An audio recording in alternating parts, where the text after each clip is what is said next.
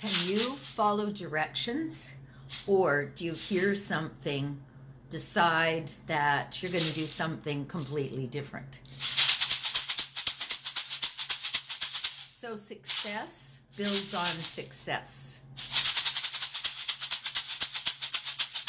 And one of my mentors says, how you do anything is how you do everything.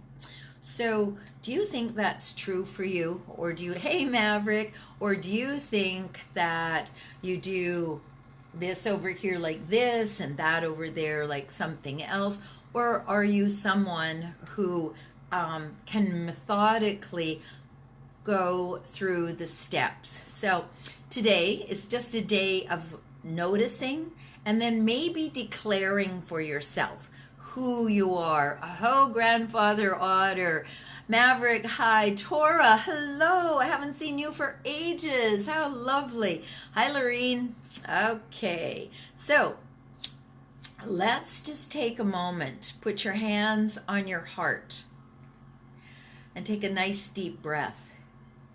And then from this moment forward, make a decision. Make a decision. Decide that if someone has a way of doing something that's successful, that you're going to give that a go. Now, however you define success, whether you're the best peanut butter and jelly sandwich maker anywhere, or whether you have something else, and you're going to teach someone how to do that. And you lay out the steps. And yes, sage powers through the internet. That's all what I'm about. Hey, Meg. So life is a little bit like following a recipe. Hey, Virginia. What we know is that some folks have figured it out. And the way that they figured it out actually works for a whole bunch of us. So why don't we follow that? Why don't we find someone who is doing what we want to do in a way that we want to do it and do more of that? But do you know what we do? We decide that we're not going to do it that way. We decide that we're not following success, that we're going to create a whole nother way over here. And here we are in the human condition. Free will.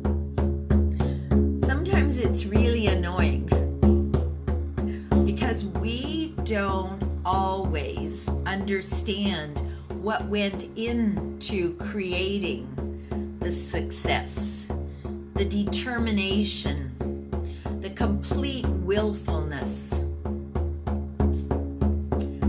of getting up every day and saying, I commit to this. I commit to following the directions. I commit to knowing that someone is smarter than me who's done this before. Hey, Monica, good to see you. Congratulations on your house. So as we do this, as we set ourselves intentions, directions that we want to go, my encouragement to you is to find someone who's done it before. If you want to build a tiny house, it's useful for you to look at other tiny houses, right? And then model after that. Adapt, because you can. But there are amazing guidelines to life. And yet some of us decide that even though the instructions are laid out, really nicely, really easily, that we're going to do something else, which ultimately sets you back, because why go ahead and try to recreate a wheel? It's already created. And you know what I think? I think some woman created the wheel. Now think about how much easier it is to roll things along as opposed to dragging them. And when you're rolling along, chances are you're following a groove.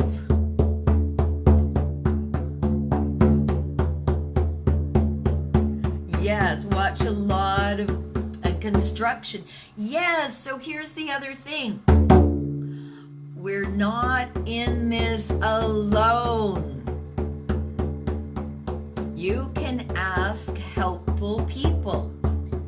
Do you know, in Feng Shui, there's actually a part of your house called helpful people. I think, I could be wrong, but I think it's by the door. So helpful people coming in. Hi, Tina. Nice to see you. So let's have a drink on that. Helpful people. And helpful people who are versed in the tasks that need to happen. Otherwise, we surround ourselves with wannabe helpful people, but they have an idea about how to do it that doesn't match the way you want to do it. Now, if you want to build your house on sacred ground, and all ground is sacred, by the way, then what you do is you talk to the play spirits of the land. Now, who the heck has ever heard about that? Have you ever heard about the play spirits of your land? And if not, well, today is the day. So you talk to the play spirits of the land. Many teachers in your life, and you teach others too. Yes, imagine this, you guys. We're all here to help one another. We're all here in this age of Aquarius, which we haven't heard much about recently. But we're in this age of Aquarius where it's about community, where it's about, you know, I'm going to just stop for a second. The word community used to be cum, C-U-M, unity. Cum is with from Latin. But to make it all confusing for us and to get us off track and forget that we're all in this together and that we ultimately love one another, they changed it to C-O-M, unity. Took the meaning completely out of it. And we are now coming back to the idea that we all are community. That 8 billion of us are having a communal experience right now. No matter which side of the steps you're on, no matter what your belief system is, we're all having a community experience, global. And here's the other cool thing. We're all communicating about it. And we're talking about this side and that side, the upside, the downside, the inside, the outside. All right, let me see if I can read that.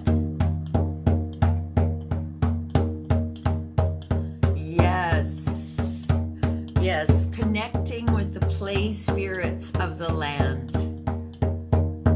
Now, the play spirits of my land right here wanted me to go into the crawl space and put 5 crystals. And one of the crystals that, well, it wasn't a crystal, it was a red obsidian. and I've only ever seen mine. So I crawled under there. Actually, I didn't. I got some of my students to crawl under there because it was a long time ago and I was in screaming pain. But my students climbed under there and they put this red obsidian in the middle and the 4 quartz crystals in the corners. And when I was eventually able, after I had a hip replacement, to get under there, they're gone. They're all gone. There's no red obsidian under there. There's no quartz crystals in the corners. So where did they go? Into the land of spirit. Because when you give from your heart, when you follow the directions, you know, I didn't go under there and decide to, well, first of all, I didn't go under there. So that was the thing. But the thing was, it wasn't about me needing to do it. It was about me directing it. So I know, because I trust my students, that they went under there and they placed them. And then after that, things became more calm. And when I could eventually go under there, none of those things were there. The crystals were gone. The red obsidian, gone.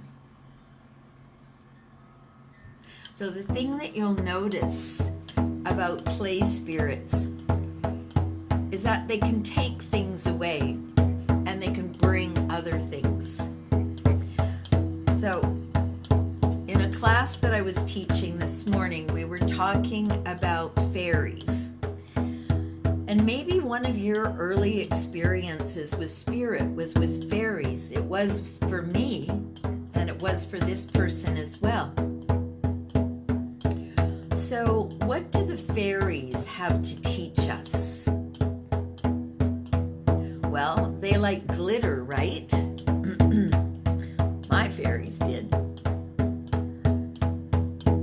So the way to honor them, to understand that they're there and that they play a place in your life, is to build them a little fairy forest.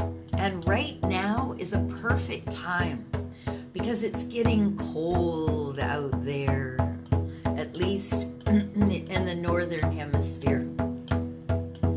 And so as we build these little fairy forests, you know, one year my daughter and I went and we got all kinds of dollhouse furniture. And we created them a bathroom, we created them a living room. And this is just a beautiful, playful way that you can connect with the spirits on your land. All you really need to do is go out and sit on the grass and ask, what do you need? And then listen. At first, you may not be able to hear much because, you know, the human mind is a clutter. It's always chattering about this and going on about that. But when you actually ask, what do you need? And you stop long enough. Well, a good way to do this is to put your hand on your heart. When you ask, what do you need? And you take a few breaths, focusing on your breath, focusing on inhaling and exhaling, hands on heart. You get to be able to hear more clearly because you've stopped the chatter by focusing on your breath. And then focused on your breath, you ask again, what do you need? And then you wait.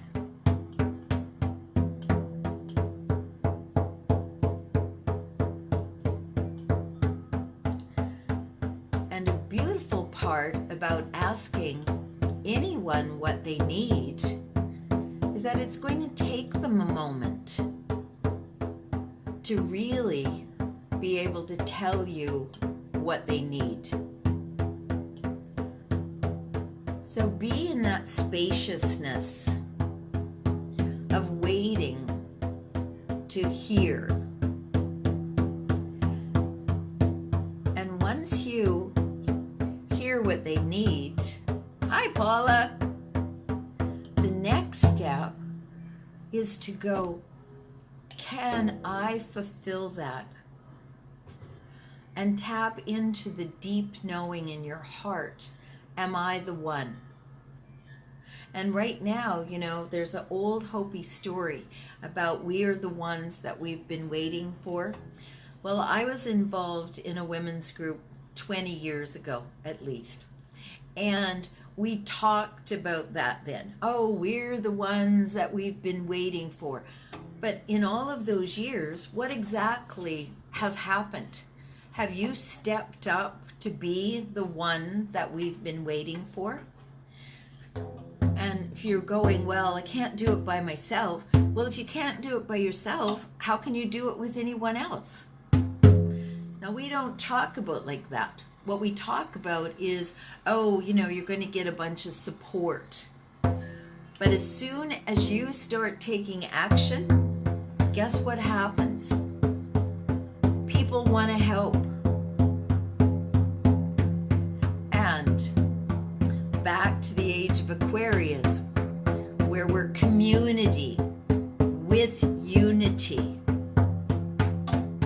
And we cooperate, which means we do it together. And there's no more of this ridiculous nonsense about, well, I'm all independent. You're not. You never have been. You're never going to be. What we are is we are interdependent. Do you want to go out, find a cow, milk a cow, and do what it takes to make butter? I sure as hell don't. I love it that someone else does that. I am dependent on them, which doesn't mean that I've given anything up. Interdependence is reciprocal. It means I have money, you have butter. I'm going to get your butter and you're going to give, I'm going to get the butter and give you money. So there is interdependence. Hey Hector, good to see you. And when you realize that you either don't want to or can't make your own bread, then you go to the store and you're interdependent on that baker, that'd be me, to bake bread, get it to the store. So let's reevaluate this idea of independence. Interdependence is the perfect word for today. Yes, it is. Because right now, right here, we're interdependent on one another. Do you have any idea how boring it would be to just stand here and talk and talk and talk all by myself? That would be terrible. That's not the point. The point is for us to be interdependent. I'm here raising the vibe to love and above. You're here helping me. And as we do this, we lighten up. Our immune system gets a boost. We're collaborating for the highest and best or better of all beings, starting with you. So as you're hearing this drum beat, as it's going through every fiber of your being, you're being altered.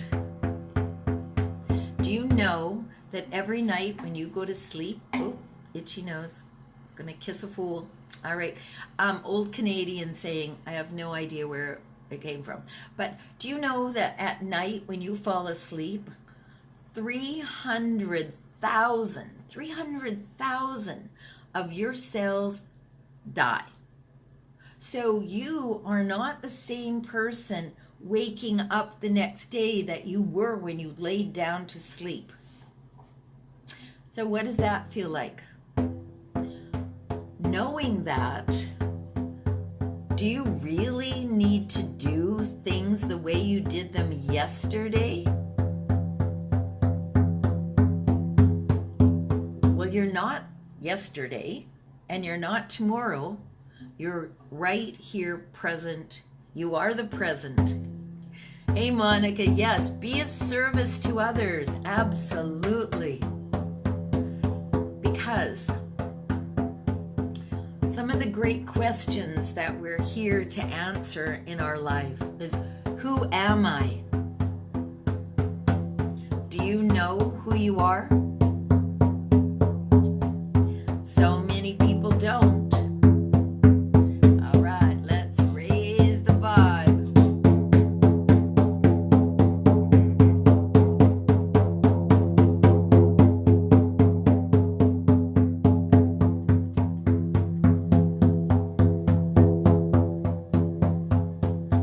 Yes, Monica, what you're talking about is that reciprocity. What I believe is that what you put out comes back to you 3 to 10 times. So that brings us a bit to mindfulness, to being conscious, to walk your talk.